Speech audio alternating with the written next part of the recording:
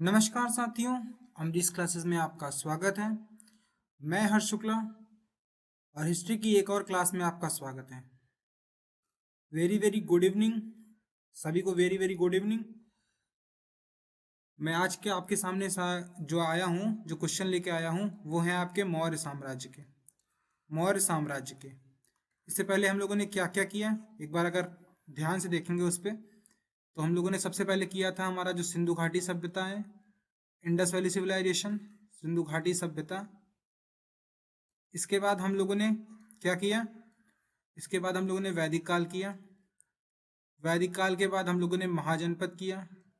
महाजनपद के बाद हम लोगों ने बौद्ध धर्म, जैन धर्म और जो हमारा हिंदू धर्म है उसकी अलग अलग शाखाओं के बारे में हमने ध्यान से देखा।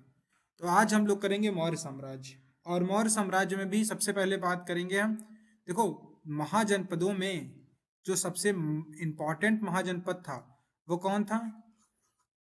महाजनपदों में सबसे इंपॉर्टेंट महाजनपद कौन सा था? मगध था। मगध के इर्द गिर्द सारी कहानी चलेगी। तो सभी लोग इस क्लास को एक बार शेयर कर दीजिएगा, एक बार इस क्लास को शेयर कर दीजिएगा सभी लोग। सभी से विनम्र निवेदन है, एक बार इस क्लास को शेयर कर दीजिएगा, ताकि मैं ऐसे ही आपसे आपके लिए इंटरेस्टिंग वीडियोस बनाता रहूं, आपके लिए ऐसे क्वेश्चन ढूंढ ढूंढ के लाता रहूं। आपका पहला क्वेश्चन है, चलिए क्वेश्चन देखते हैं। आपका पहला क्वेश्चन है, चाणक्य का अन्य नाम था? चाणक्य का अन्य नाम था, क्या था अन्य नाम चाणक्य का? भट्ट स्वामी, विष्णुगुप्त, राजशेखर, विशाखदत्त। अच्छा, जो चाणक्य थे उनकी मौर्य साम्राज्य में वैल्यू क्या थी? तो वो मौर्य साम्राज्य को मगध में मौर्य साम्राज्य को खड़ा करने वाले वो सबसे इम्पोर्टेंट चेहरा थे, इम्पोर्टेंट नाम थे, इम्पोर्टेंट शख्सियत थे। कहाँ पे?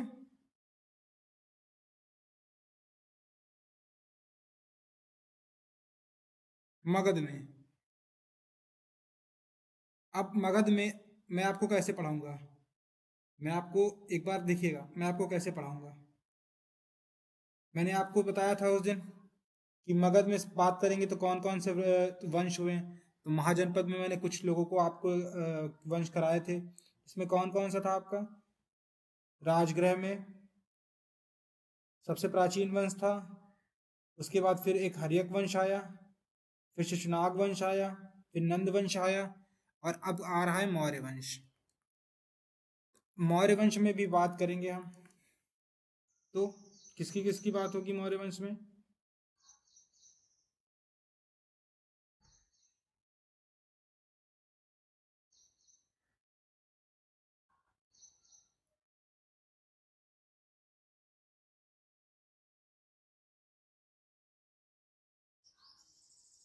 आप पहले क्वेश्चन का आंसर कीजिएगा। आपका पहले क्वेश्चन का आंसर हो जाएगा विष्णुगुप्त।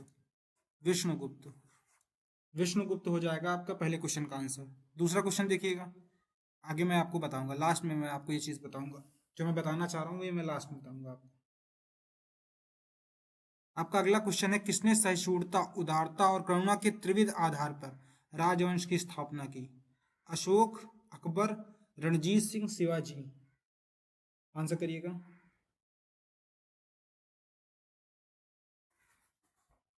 देखिए, मैं ये बोल रहा था मौर्य साम्राज्य में आपको कौन कौन सी चीज़ें पढ़नी है। तो मौर्य साम्राज्य में मैं आपको पढ़ाऊंगा सबसे पहले चंद्रगुप्त मौर्य, ये मैं लास्ट में कराऊंगा। चंद्रगुप्त मौर्य, चंद्रगुप्त मौर्य के बाद, चंद्रगुप्त मौर्य के साथ ही मैं चाणक्य करा दूंगा।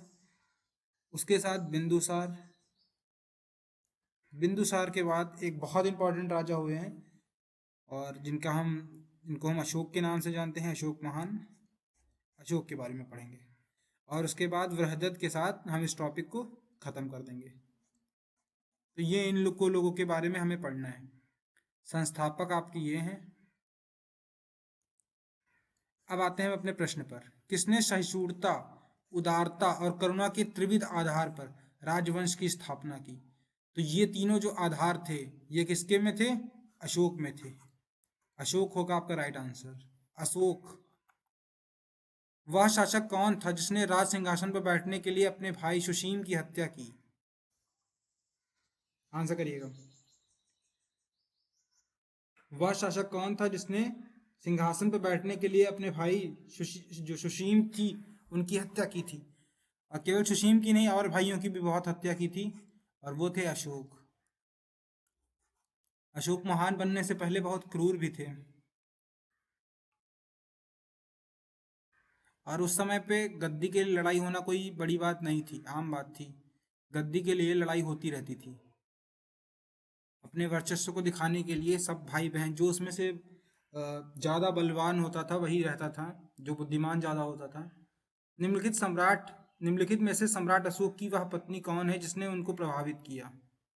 बोलते हैं कि अशोक ने जो अशोक की पत्नी थी उन्होंने उन्हें प्रभावित किया। चंडालिका, चारुत्ता, गौतमी या कारुआकी? जिनसे वो प्रभावित थे वो उनकी पत्नी थी कारुआकी। डी होगा आपका राइट आंसर। अशोक ने अपने सभी अभिलेखों में एक रूपता से किस प्राकृत का प्रयोग किया है? तो किस भाषा शैली का प्रयोग किया है? अर्धमगधी, शौरसेनी, मगधी, अंगिका? तो आपका राइट आंसर होगा अर्धमगधी। अर्धमगधी का प्रयोग किया। आपका राइट आंसर होगा अर्धमगधी। बिंदुसार ने विद्रोहियों को कुचलने के लिए अशोक को कहाँ भेजा था?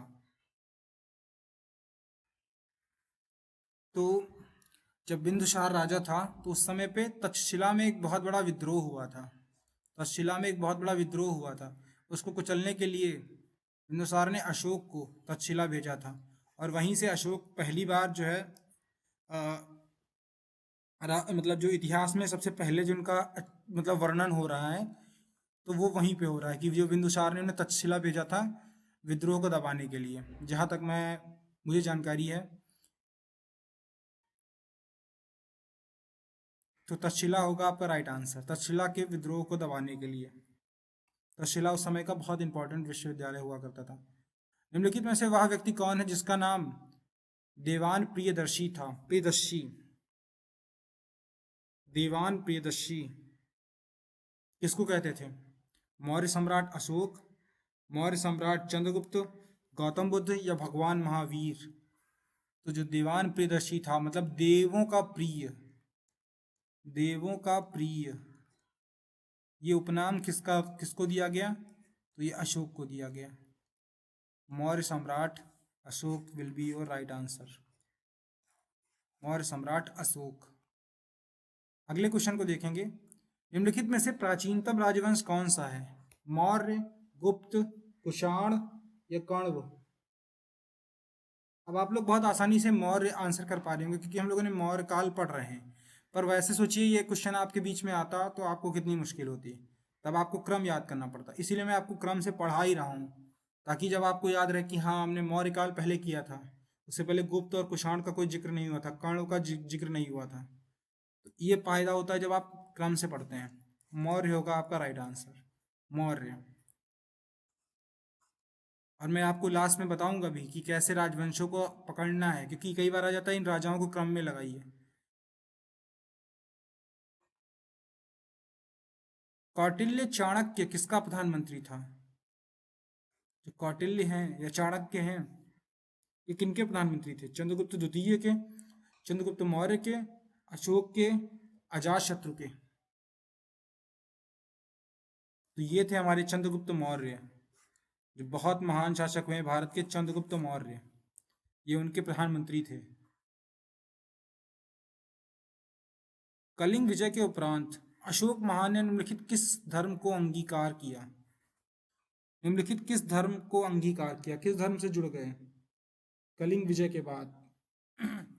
जुडिज्म, बौद्ध, हिंदू या जैन? तो ये बौद्ध धर्म से जुड़ गए थे। बौद्ध धर्म से कलिंग विजय के उपरांत अशोक बौद्ध धर्म को उन्होंने अपना लिया था। चंद्रगुप्त के शासन विस्तार में किसने मुख्य रूप से मदद की थी? शुद्धोधन, उमागुप्त, चाणक्य या शूदक? आंसर करिएगा। तो चंद्रगुप्त का पता है कि शासनकाल में किसने मदद की थी? चाणक्य ने। चाणक्य, जिन्होंने किताब लिखी है, किताब का नाम है अर्थशास्त्र। अर्थशास्त्र, ये किताब एक्चुअल में अर्थशास्त्र से ज़्यादा राजनीति शास्त्र है। एक बार सभी को ये किताब पढ़नी चाहिए। ये हमारे भारत के जो मतलब राइटिंग का बिल्कुल समझ लीजिए गौरव काल था। उस समय के जो साहित्य हैं वो बहुत बेहतरीन साहित्य लिखे गए हैं।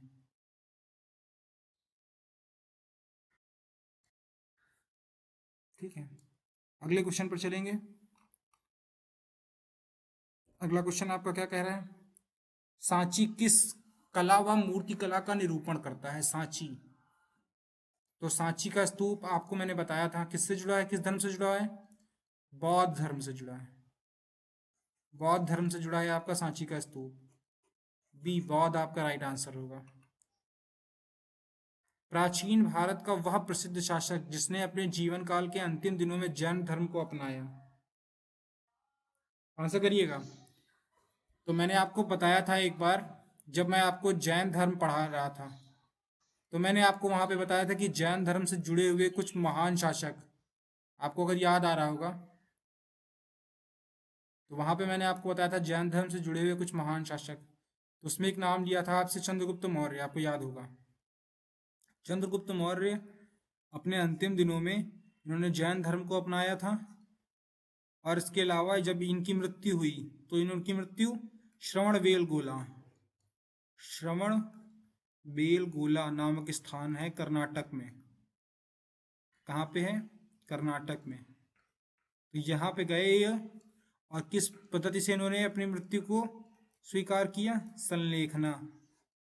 इसमें क्या होता है, व्यक्ति खाना मतलब पहले तो खाना छोड़ता है, बाद में धीरे धीरे पानी भी छोड़ देता है और अपने प्राणों को त्याग देता है। क्योंकि जब आप खाना खाना छोड़ देते हैं तब धीरे धीरे आपको ये जो अध्यात्म मतलब जो ये क्या बोलते हैं इसको, निर्जीव चीज़ें हैं, निर्जीव वस्तुएं या फिर सजीव चीज़ें जो भी हैं, इनसे आपको लगाव खत्म हो जाता है। मतलब बेसिकली आप मटेरियलिज्म जो वो वाला बिहेवियर होता है आपके अंदर, उसमें चेंज आ जाता है आपको। मतलब फिर कोई मोह नहीं रह जाता, मोह खत्म हो जाता है आपका। वस्तुओं से मोह, ये सब चीज़ें खत्म हो जाती हैं, लालच, मोह। मौर्य साम्राज्य की स्थापना किसने की? बिंदुसार, चंद्रगुप्त मौर्य, अशोक, बिंबिसार। मौर्य साम्राज्य की स्थापना किसने की? तो मौर्य साम्राज्य की स्थापना चंद्रगुप्त मौर्य ने की। और किसकी सहायता से की? तो चाणक्य की सहायता से की। अगले क्वेश्चन को देखेंगे। मौर्य साम्राज्य में प्रचलित मुद्रा का नाम क्या है? पर्ण, तोल, काकड़ी, दीनार। कौन सी मुद्रा चलती थी? मौर्य साम्राज्य में जो मुद्रा थी वो कौन सी चलती थी? तो पर्ण चलता था उस समय। क्या चलता था? पर्ण। पर्ण होगा आपका राइट आंसर। अगले क्वेश्चन को देखेंगे। निम्नलिखित में से कौन मौर्य वंश का शासक नहीं है? आंसर करिएगा। कौन मौर्य वंश का शासक नहीं है? चंद्रगुप्त मौर्य, तो मैंने आपको बताया था है। बिंदुसार, ये इनके पुत्र हैं। अशोक, ये बिंदुसार के पुत्र हैं। तो ये तो हैं। कौन नहीं है? अजातशत्रु। और आप लोग आंसर करिए, अजातशत्रु किस वंश के शासक हैं?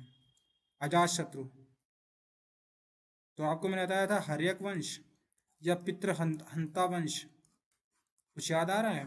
उसमें ये अजातशत्रु थे, उसमें अजातशत्रु का हमने पढ़ा था। अगले क्वेश्चन को देखेंगे। निम्नलिखित में से अशोक का उत्तराधिकारी कौन है? अशोक का उत्तराधिकारी कुणाल, बिंदुसार, राहुल, या इनमें से कोई नहीं? अशोक का उत्तराधिकारी कौन था? कुणाल। कुणाल जो है ये अशोक के उत्तराधिकारी थे, कुणाल। मुद्रा राक्षस का लेखक निम्न में से कौन है? मुद्रा राक्षस किसने लिखी? अश्वघोष, विशाखदत्त, कालिदास या भास? मुद्रा राक्षस एक बहुत इंपॉर्टेंट किताब है। अच्छा, इस किताब में किसका वर्णन है? मैं इसका आंसर नहीं करूंगा क्योंकि ये मैं आगे क्वेश्चन लाया हूँ, इसलिए मैं इसका आंसर नहीं करूंगा। आप लोग बताइए। मुद्रा राक्षस का विशाखदत्त हो जाएगा राइट आंसर। मुद्रा राक्षस के लेखक कौन है? विशाखदत्त साहब, विशाखदत्त। विशाखदत्त होगा आपका राइट आंसर। देखिए आपका अगला क्वेश्चन में ही आ गया, मैंने बोला था आपसे। विशाखदत्त के प्राचीन भारतीय नाटक मुद्रा राक्षस की विषय वस्तु क्या थी? किस पे आधारित था? प्राचीन हिंदू जनश्रुति देवताओं और राक्षसों के बीच संघर्ष की कहानी थी। तो राक्षस से वो मत पकड़ लीजिएगा। एक आर्य राजकुमार और एक कबीलाई महिला की प्रेम कथा के बारे में, तो ये भी कथन गलत है, ये भी गलत है। दो आर्य कबीलों के बीच सत्ता के संघर्ष की कथा के बारे में, नहीं। चंद्रगुप्त मौर्य के समय राज दरबार की दुराभिसंधियों के बारे में, तो ये होगा आपका राइट आंसर। मुद्रा राक्षस की विषय वस्तु चंद्रगुप्त मौर्य के दरबार, राज दरबार के टाइम की बात है। मालवा, गुजरात एवं महाराष्ट्र किस शासक ने पहली बार जीते? मालवा, गुजरात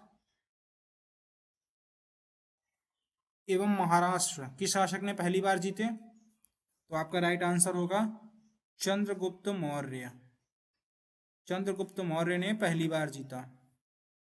मालवा, गुजरात एवं महाराष्ट्र।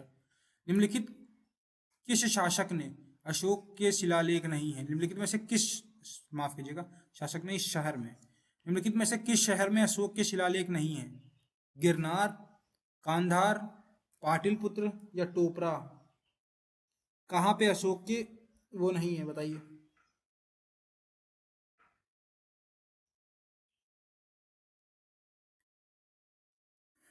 तो अशोक के शिलालेख उनकी राजधानी में नहीं है। अशोक के शिलालेख उनकी राजधानी में नहीं है, बाकी हर जगह है। इस ऑप्शन में मतलब पाटलिपुत्र होगा। गिरनार में भी है, कांधार में भी है, टोपरा में भी है। शिलालेख क्या होता है? ऐसे पत्थर बड़े बड़े लगे होते हैं, शिलाएं लगी होती हैं, उन्हीं शिलाओं पे कुछ लेख लिखा होता है, यही शिलालेख होता है।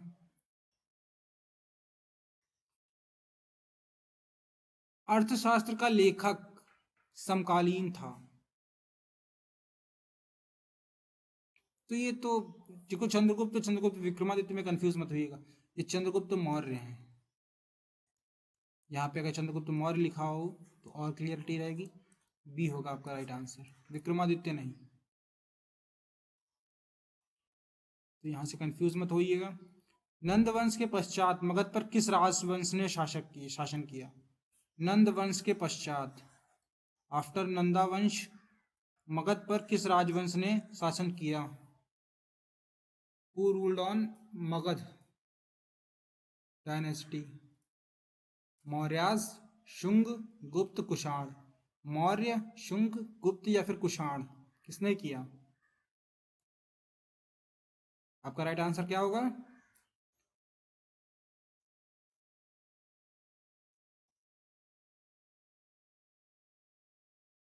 तो मौर्य आपका राइट आंसर होगा। मौर्यास भाई आपने पढ़ा था महापद्मनंद।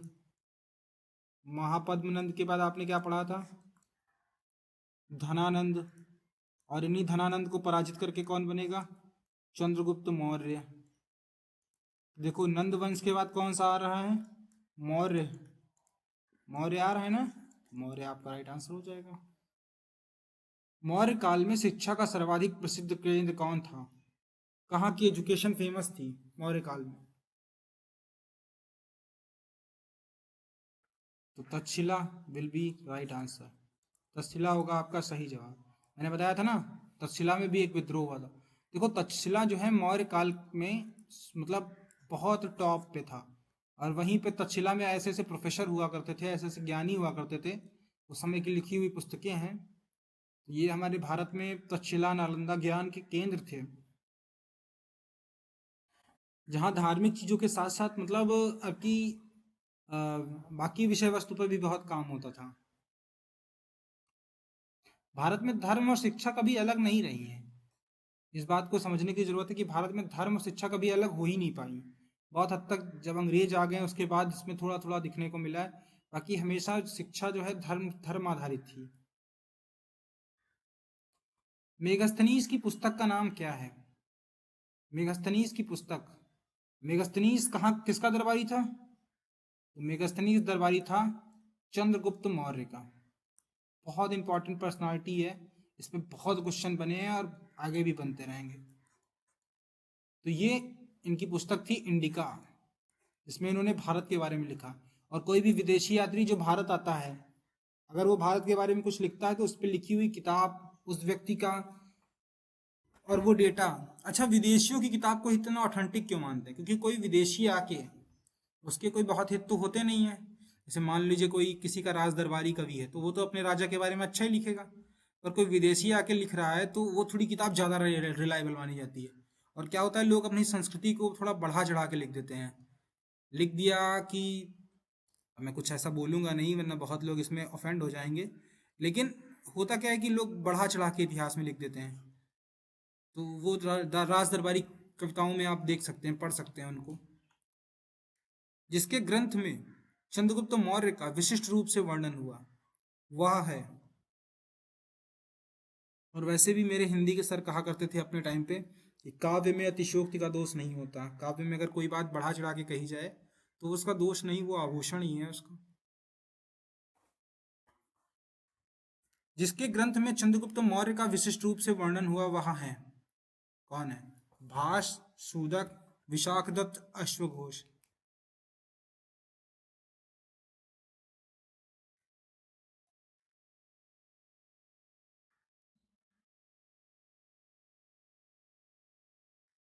तो वो है विशाखदत्त। अभी बताया था विशाखदत्त की कौन सी थी? मुद्रा राक्षस। उसी में तो लिखा गया था।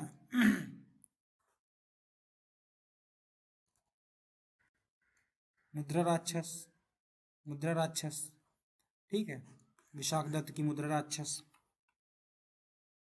वह स्रोत जिसमें पाटलिपुत्र के प्रशासन का वर्णन उपलब्ध है वह है दिव्यवदान, अर्थशास्त्र, इंडिका, अशोक के शिलालेख।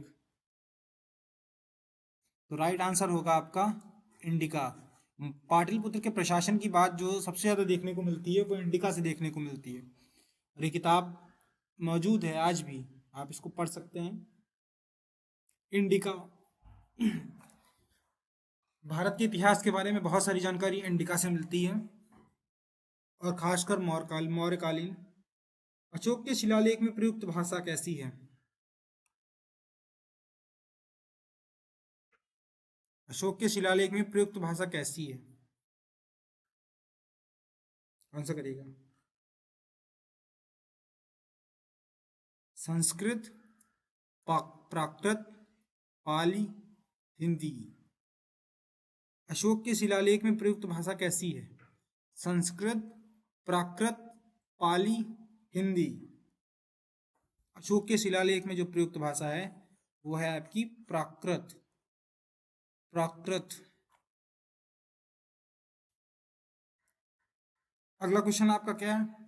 निम्नलिखित में से किस मौर्य राजा ने दक्कन की विजय प्राप्त की? दक्कन मतलब साउथ इंडिया में।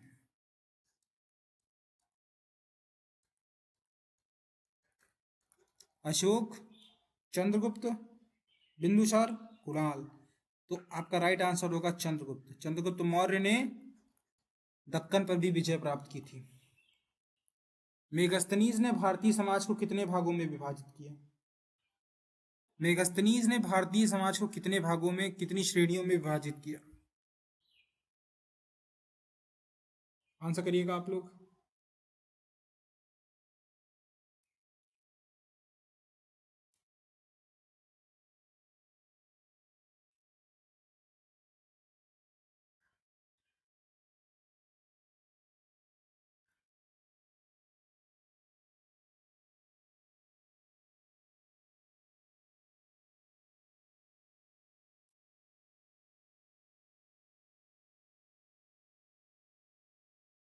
तो 7 भागों में। कितने में? 7 भागों में। मेगास्थनीज ने भारतीय समाज को 7 भागों में विभाजित किया। तो ये थे आपके कुछ इंपॉर्टेंट क्वेश्चन। इसके बाद चूंकि काफ़ी लोगों ने मुझसे बोला था कि लास्ट में कुछ जो इम्पोर्टेंट फैक्ट्स हैं वो बता दिया करिए, तो मैं उसी क्रम में जो है आपको कुछ फैक्ट्स बताता हूँ। अगर आप लोग को ये पसंद आए तभी आप लोग बताइएगा, मैं इसको कंटिन्यू करूँगा, अदरवाइज़ मैं इसको डिसकंटिन्यू कर दूँगा। एक बार आप लोग बताइएगा कमेंट में कि ये आपको लास्ट में चाहिए नहीं चाहिए, क्योंकि अल्टीमेट गोल आप ही का फ़ायदा पहुँचाना है।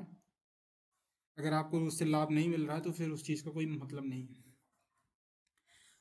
चंद्रगुप्त मौर्य। चंद्रगुप्त मौर्य। चंद्रगुप्त मौर्य, चंद्रगुप्त मौर्य ये क्या थे?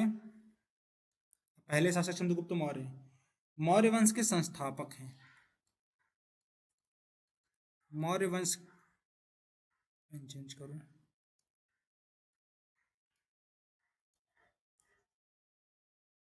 ध्यान दीजिएगा, ध्यान दीजिएगा। मौर्य वंश के संस्थापक चंद्रगुप्त मौर्य, मौर्य वंश के संस्थापक। और कब बने? जब 322 बीसी में घनानंद को हराया। घनानंद को हराकर 322 में। इनका जन्म 345 ईसा पूर्व हुआ, जो आपके लिए इतना इम्पोर्टेंट नहीं है। इनके जो नाम हैं वो बहुत सारे हैं, जैसे कि स्ट्रेबो, स्ट्रेबो और एरियन। एरियन, अब कहेंगे आप भारत में रहते थे, ऐसे नाम कैसे? विदेशी लोग आए और उनको इस नाम से उन्होंने पुकारा और अपनी किताबों में उन नामों का जिक्र किया, तो वो उनके उपनाम हो गए।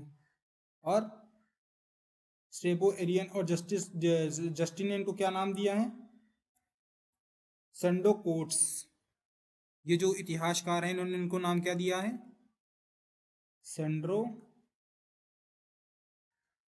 कोट्स। ये इनके नाम नहीं थे, ये इतिहासकार थे। मैं बता रहा था ना, इतिहासकार आए उन्होंने उनको नाम दिया, तो इन्होंने नाम दिया सेंड्रो कोट्स। ये भी इंडियन नाम तो है नहीं, सेंड्रो कोट्स।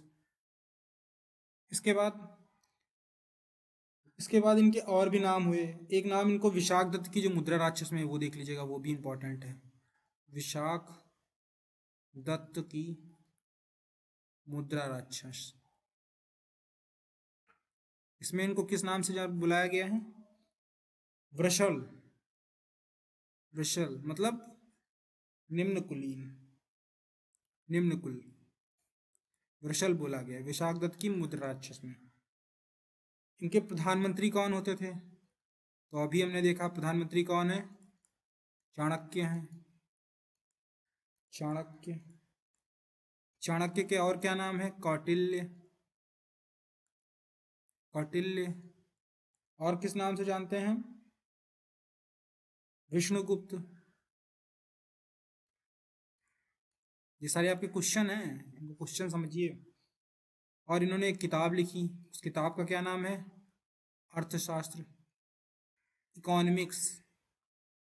कहने को तो वो बुक इकोनॉमिक्स है, लेकिन वो पॉलिटी की बुक है। इसमें अर्थ की बातें तो ही हैं, राजनीति की बहुत बातें हैं।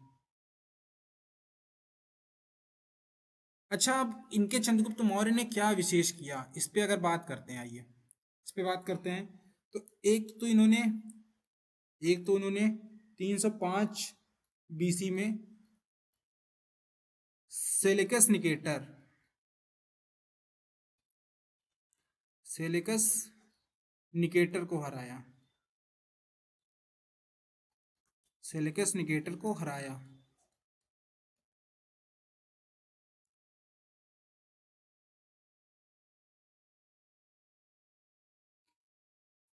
सेलेकस निकेटर को हराया।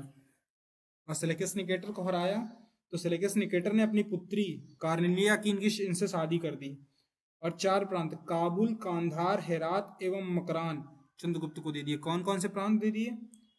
काबुल, काबुल, कांधार, काबुल, कांधार, हेरान, हेरात, सॉरी माफ कीजिएगा, हेरात और मकरान। ये किसको दे दिया? ये चंद्रगुप्त को दे दिया। ये दे दिया चंद्रगुप्त को, कहा आप इनको, इनका प्रशासन आप कीजिए। तो इतनी बुरी तरह से इन्हें युद्ध में हराया था। और इनसे जुड़ा एक इंपॉर्टेंट चीज है, वो है रुद्र दामन। रुद्र दामन का जूनागढ़, ये पढ़ेंगे, आपको क्वेश्चनों में आगे दिखेगा। रुद्र दामन का जूनागढ़, गिरनार, जूनागढ़ या गिरनार अभिलेख। इस अभिलेख में क्या है? एक तो ये संस्कृत भाषा का सबसे बड़ा अभिलेख है। संस्कृत संस्कृत भाषा का सबसे बड़ा अभिलेख। दूसरा चंपू शैली में है। किसमें है? चंपू शैली में। सेलुकस निकेटर का ही जो है, सेलुकस निकेटर का ही राजदूत आया था, एम्बेसडर आया था। सेलुकस निकेटर का राजदूत, उस राजदूत का नाम क्या था? मेगास्थनीस।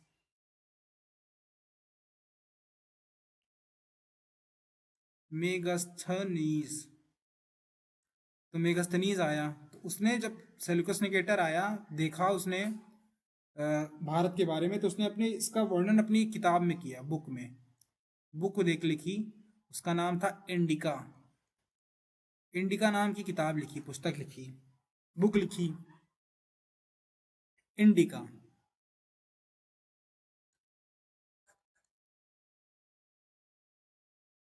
और इनके बारे में जानना हो तो एक तो ये जैन धर्म के अनुयायी थे।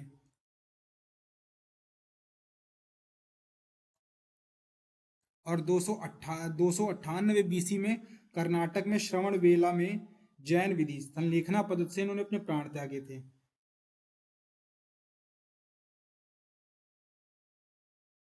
ये मतलब उस समय के ऐसे राजा थे जो इनका बहुत नाम था। अगर इनके विस्तार से पढ़ेंगे तो काफी कुछ है इनमें और जानने के लिए। चंद्रगुप्त मौर्य को देखा। अब हम लोग एक बार जल्दी से बिंदुसार को देख लेते हैं। अशोक तो आज नहीं हो पाएगा, अशोक मैं कल की क्लास में करा दूंगा। बिंदुसार साहब, इनके बारे में जानने के लिए क्या है? तो एक तो ये चंद्रगुप्त मौर्य के पुत्र हैं, जिसका पिता इतना मतलब प्रतिभाशाली या फिर जिसका नाम होता है, उसके उसमें एक चीज तो ये इंपॉर्टेंट जुड़ जाती है, उसके पिता का नाम ही अपने आप में इंपॉर्टेंट हो जाता है।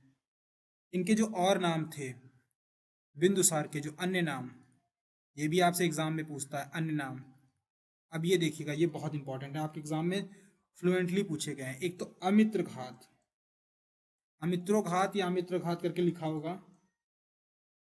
अमित्रघात मतलब शत्रु विनाशक,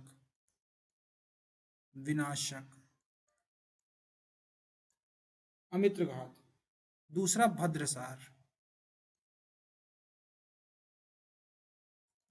भद्रसार, वायु पुराण में जो देखने को मिलता है इनका नाम। तीसरा सिंह सेन, जो जैन धर्म में इनको नाम मिला है सिंह सेन। 16 राज्यों का विजेता बोला जाता है, 16 राज्यों का विजेता। और ये किसके संप्रदाय के? अब देखिए, बहुत लोग बोलते हैं कि भारत में धर्म, उस समय एक ही धर्म सबको फॉलो करना पड़ता था। आप देखेंगे 3 पीढ़ियां हैं। चंद्रगुप्त मौर्य, ये किस धर्म से जुड़े थे? जैन। इसके बाद इनका पुत्र हुआ बिंदुसार, वो किस धर्म से जुड़ा? ये जुड़ा, इसने जो धर्म का फॉलो किया वो धर्म कौन सा था? अजीवक संप्रदाय। यही अजीवक संप्रदाय जिसके मखिल पुत्र गोसाल, जो इसके मतलब वो थे, संस्थापक थे, तो इसने अजीवक संप्रदाय को फॉलो किया। इसके बाद इनका पुत्र हुआ अशोक, वो किसको फॉलो कर रहे हैं? बौद्ध धर्म को। तो मतलब एक ही मतलब वंश के 3 राजाओं ने अलग अलग धर्म को स्वीकार किया है। तो ये मतलब जो है, इसमें कहाँ से हमको ये मतलब धर्म ओरिएंटेड हिस्ट्री देखने को मिल रही है?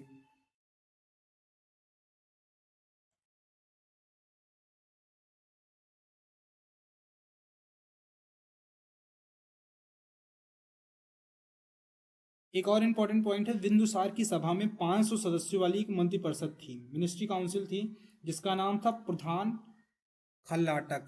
क्या नाम था? प्रधान खल्लाटक क्या था?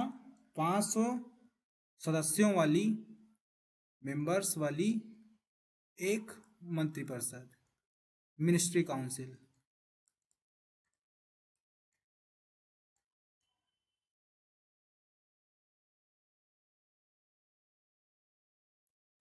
तो ये आपके बिंदुसार से जुड़े कुछ पॉइंट इंपॉर्टेंट थे।